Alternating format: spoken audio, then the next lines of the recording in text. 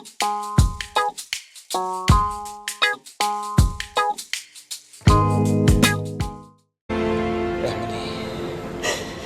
I'm sorry ginawa ng mama sa'yo to.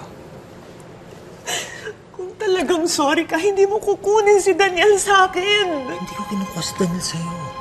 Humingi lang ako ng konting panahon na makasama ko siya. Hinahayaan naman kitang dumalaw dito para makita mo siya ng madalas. Pero Emily, hindi sapat yung dadalaw-dalaw lang ako dito. Tignan mo ikaw.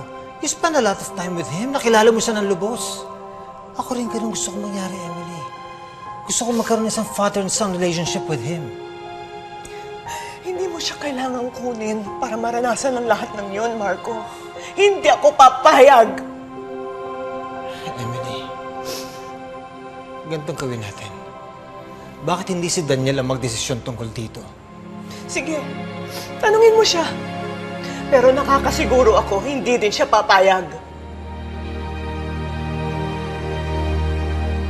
Nathan, bakit ka pumayag na dito tumira si Daniel? Bakit hindi? Kapatid ko naman siya. Nathan, kahit na. Ayaw mo? Ayoko. Ayoko talaga. Bakit? Kasi alam ko makakagulo lang siya sa atin eh. Hindi naman Katrina, sinabi ko naman na sa'yo, hindi na ako na-insecure kay Daniel. Nathan, alam ko yun. Kaya nga hindi mo naman kailangang patunayan ang sarili mo. Katrina, hindi ko naman ginagawa to para sa akin eh. Ginagawa ko to para kay Dad. Nakita mo naman kung gaano ka-importante to sa kanya, di ba? Tapos umokay na si Mami, pumayag na si Joanna. Ang selfish ko naman kung ipagkakait ko pa to sa kanila. Ito yung gusto ni Dad. Bigyan na natin siya.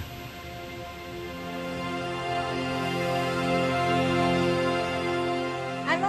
Camera para sa bahay? Opo, Hindi ma'am. naman to PBB house eh. Security cameras po ito. Di mo, baka naman nagkakamali ka ng bahay. Patingin nga niyan. Perla, ano Ma'am, yan? ay ma'am, order po ba kayo ng security camera para sa bahay natin? Hindi. Sino bang nag-order sa inyo? Teka lang po, mama. Si Miss Margaret Montenegro po. I-verify ko lang, Sige po. Yes, Ma'am Jane. Kenneth, nagpakabit ba si Mama ng mga security cameras sa bahay? Ay, opo, ma'am. Confirm. Perla, si Mama raw nagpakabit. Paumpisahan mo na. Sige na po. Sige po, salamat po. Kenneth, thank you ha. Gusto ko lang i-verify eh. Si Mama, kamusta na? Ay, naku. Ma'am G, alam niyo, hindi ko alam. Kasi hindi naman nagsasalita si Madam. Sabi ni Marco, hindi rin niya nakikita si Mama sa opisina. Eh, hindi nga po siya pumapasok eh. Actually, hindi nga rin siya lumalabas ng bahay. Eh, kadalasan nagkukulong na lang po sa kwarto. Eh, Ma'am Jane, ang lungkot-lungkot po ni Madam. Ngayon ko lang po siya nakita ng ganito. I'm a little bit worried.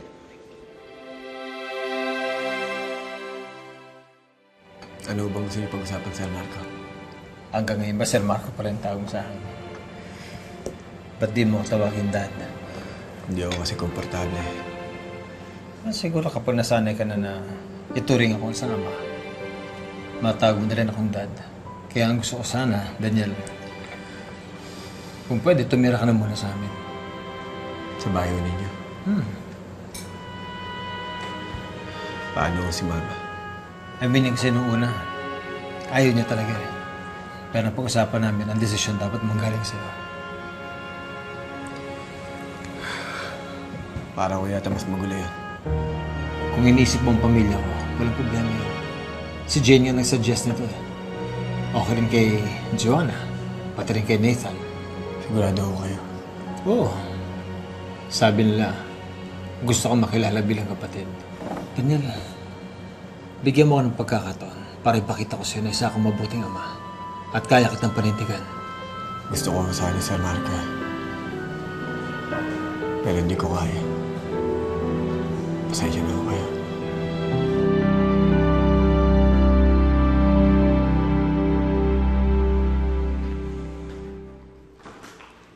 Madam, may bisita ho kayo? Si Marco? Jane. Kamusta na, Mama? Okay lang. Maupo ka. Kumusta naman kayo sa bahay? Mabuti naman po. Pasensya na kayo. Ngayon lang ako nakadalaw. Pinagbawalan ba kayo ni Marco? Hindi po. May iba lang akong concerns lately. Medyo na-engross po ako. I'm sorry. Si Marco, napatawad na ba niya ako? Hindi po kasi niya kayo masyadong nababanggit. And hindi rin naman po kami lagi nagkikita. Kung hindi siya pumapasok sa opisina, dumadalaw siya kay Daniel. Sa bahay ni Emily? Opo. Jane, hindi mo siya dapat pinapayagang pumunta doon? Hindi naman po pwede yun. Gusto niya makilala si Daniel. Ayokong ipagkait sa kanya yun. Maski na, edi sabihin mo, sa labas na lang sila magkita. Hindi mo dapat pinapayagan si Marco pumunta sa bahay ni Emily. Do not give Emily the opportunity na makuha niya si Marco sa iyo. You do not know what that woman is capable of.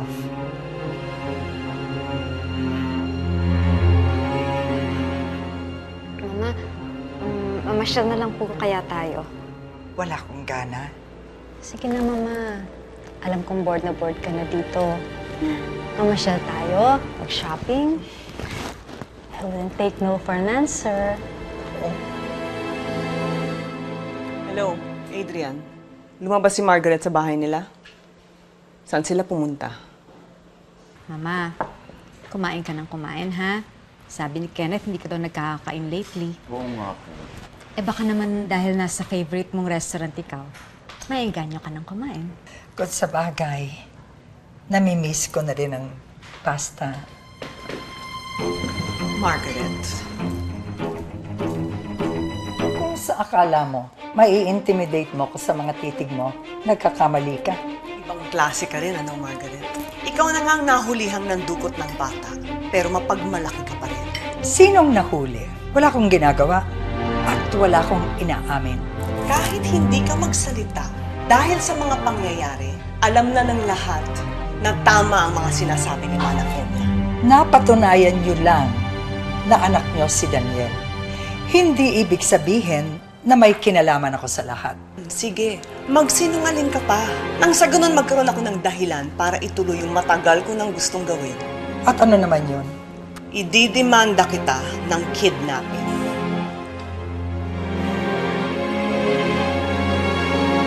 O ano? Natameme ka, no? Nasaan ang ere mo? Nasaan na yung yabang mo? Alam mo, mabuti na lang at mabait yung anak ko eh. Kahit siya pa yung pinaka-nasaktan sa lahat ng ito. Pero siyang nakiusap sa akin na huwag ituloy ang demanda laban sa'yo. Pero ngayon na nakita kita, at nakita ko na ang taas pa rin ang tingin mo sa sarili mo, parang lalo akong nagngingit-ngit sa galit. Baka nga ituloy ko na lang yung demanda ko sa'yo. Sige, ituloy mo. Wala kang proof, wala kang evidence. May mga saksi ako. Si Manang Henya at si Hugo. Kapag nahanap namin siya, sa tingin mo, mananahimik na yun. Kaya namnamin mo na yung mga masasaya mong araw dito sa labas, Margaret. Mag-shopping ka ng mag-shopping dahil walang mall sa loob ng bilangguan.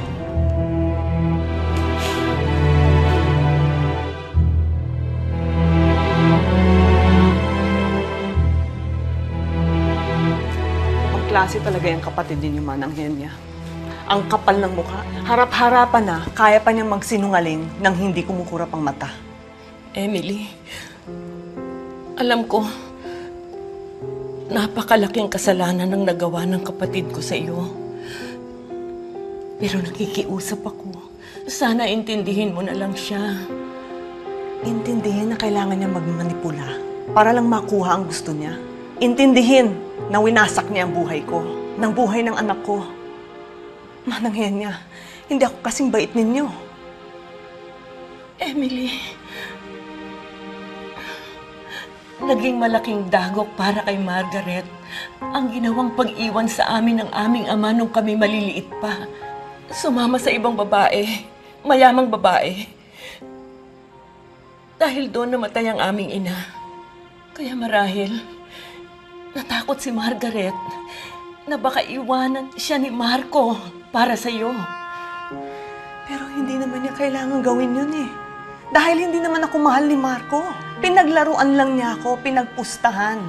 Hindi siya iiwan ni Marco para sa akin. Hindi totoo yan, Emily.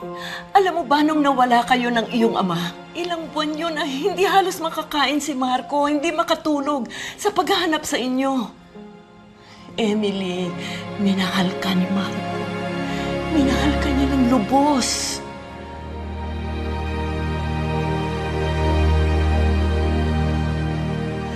Jane, anong gagawin ko? Ayokong makulong.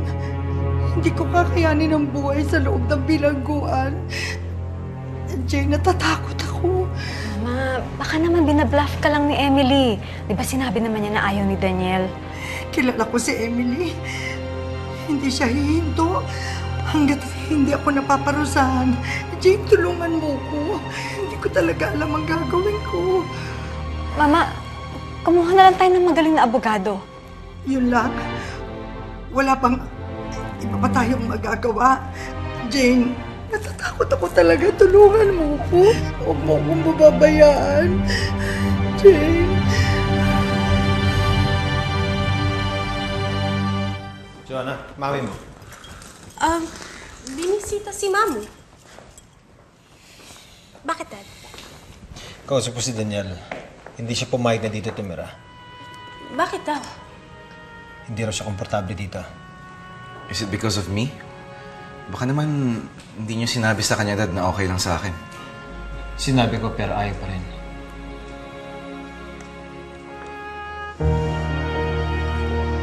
Balita ko, niyaya ka ni Marco na tumira muna sa kanila. Opo, Lola. Pero hindi ako pumayag. Bakit naman? Pamilya mo siya. Hayaan mong maging ama siya sa'yo. Lalaan lang lalaki ang gulo. Daniel, naalala ko noon, madalas mong sabihin, ang pakiwari mo minamaliit ka ng mga tao. Parang baliwala ka lang. Dala siguro ng paniniwala mo na basta itinakwil ka ng mga magulang mo. Pero ngayon alam mo na, hindi ganun ang pangyayari. Hinanap ka nila. At nang matagpuan ka nila, tinanggap ka nila ng buong buo. Ikaw naman ngayon ang tumatanggi. Daniel, wag ganyan. Bigyan mo naman ang sarili mo ng pagkakataon na maramdaman kung paanong magkaroon ng pamilyang buo. Kawawa naman si Dad. Talagang disappointed siya na hindi pumayag si Daniel tumira dito. Akong bahala. What do you mean? Sir, excuse me po. Andito na po si Mr. Salvador, yung 2 p.m. meeting niyo po. Pasukin mo.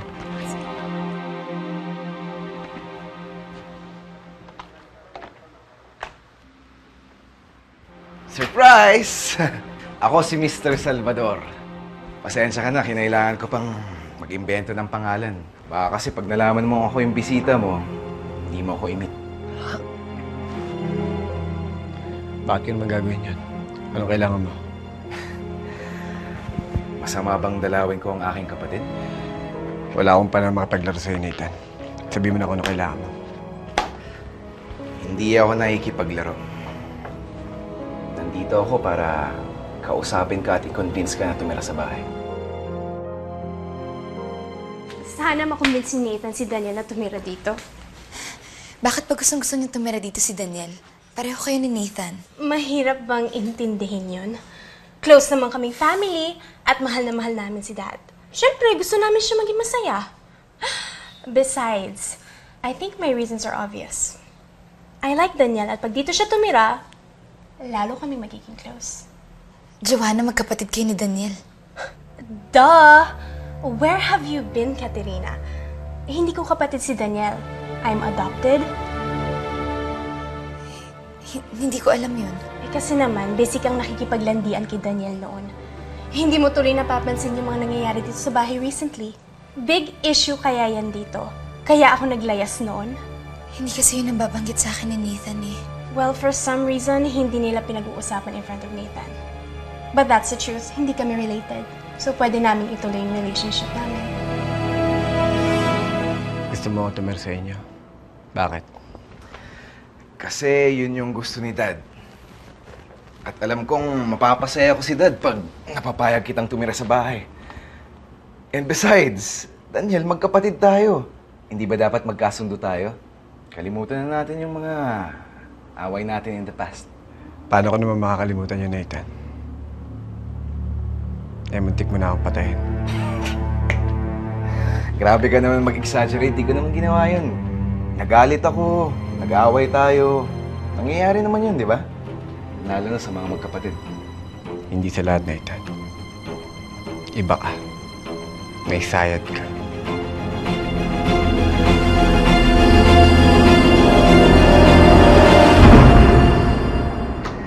Alam mo, grabe ka talaga magbiro, ano? Pero okay lang yan. Natural lang naman yung nag-aasaran sa magkapatid, di ba? Steady lang ako. Pero gusto ko lang talagang malaman mo na okay lang sa akin tumira ka sa bahay. Okay lang sa amin ni Katerina. Basta ba naman, walang pakialamanan. Walang problema, di ba?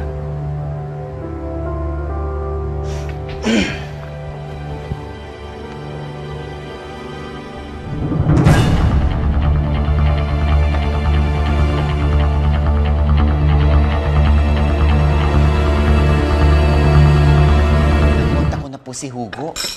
Safe naman po siya sa pinagtataguan niya ngayon. Hindi pa po siya natutuntun ng mga tauhan ni Emily. Mabuti kung ganon. Kung walang Hugo, walang witness.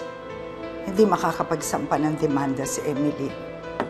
Ay, madam, sandali lang po. Kumakat po. Madam?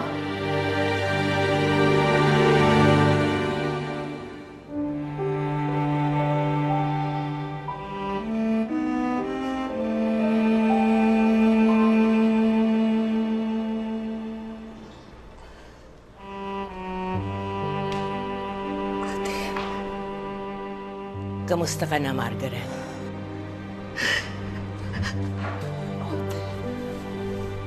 Ate! Ate! Marco, masama ang lagay ng mama mo. She's so depressed. Anong gusto mong gawin ko? Malaking matutulong sa kanya kung dadalawin mo siya. And then what? Sabi na it's okay? Jane, it's not okay. Hindi okay yung ginawa niya. Nagawa lang naman niya yun para sa atin, Marco. Para hindi mawasak ang pamilya natin. Balot ang mga dahilan niya. Mali ang paraan. Siya lang naman sumira sa pamilya natin eh. Wala nang iba. Okay. Hindi pa siya mapatawad ngayon. Naiintindihan ko. Pero sana, huwag kang magmatigas sa mama mo.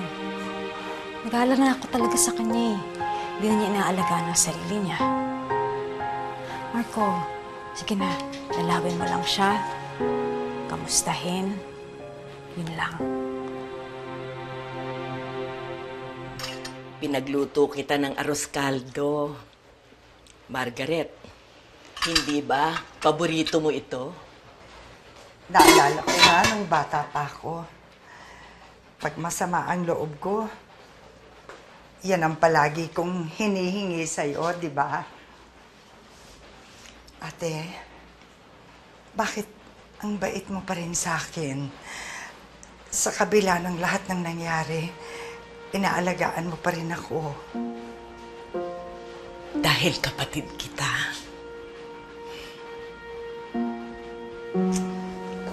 Mahal kita. Ate, hindi ko akalaing hahantong tayo sa ganito. Hiwalay ang ilang taong pag-aaway. Ate, patawarin mo ko.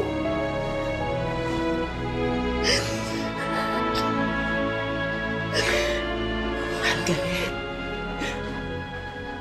hindi mahalaga ang mga nakalipas na mga taon na nagkasama ang loob tayo. mahalaga. Ang mahalaga ay ang mga sandaling ito. Ngayon, na nagkakaayos na tayo. Ate, hindi mo ko iiwan. Hindi. Hindi, Margaret. Hindi.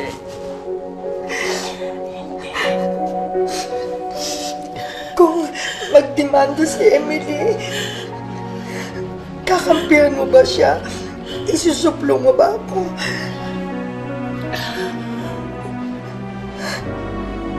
Hindi. Kapatid kita. Hindi ko kakayanin na makita kang nakabilang ko. Ate, salamat, ate.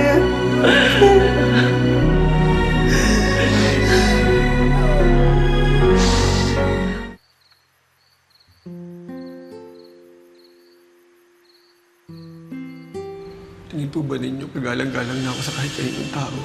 Oo, Daniel. Oo. Maski na sino, maipagmamalaki ka. Kahit po yung mga magulang ko na nagtapon sa akin. Oo naman, apo ko. Pero, bakit bigla mo namang naisip ang mga magulang mo? Siguro kung ba't ako nagkakaganto, Lola. Dahil masyadong mababa ang tingin ko sa sarili ko. Dahil sa nagmula pala, tinapon ako ng mga magulang ko. Gusto ko lang malaman mo na hindi kita tatalikuran. Panindigan kita bilang anak. Gugulo lang ho ang pamilya ninyo. Sigurado ako hindi ko ito magugustuhan ni Nathan. Kaya niyo kong panindigan. Kaya din yan. Dahil anak kita. Hinanap ka nila. At nang matagpuan ka nila, tinanggap ka nila ng buong buo. Ikaw naman ngayon ang tumatanggi. Bigyan mo naman ang sarili mo ng pagkakataon na maramdaman kung paano magkaroon ng pamilyang buo.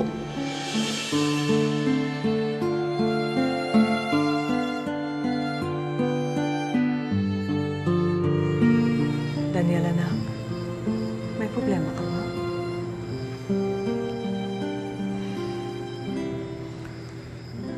Mama,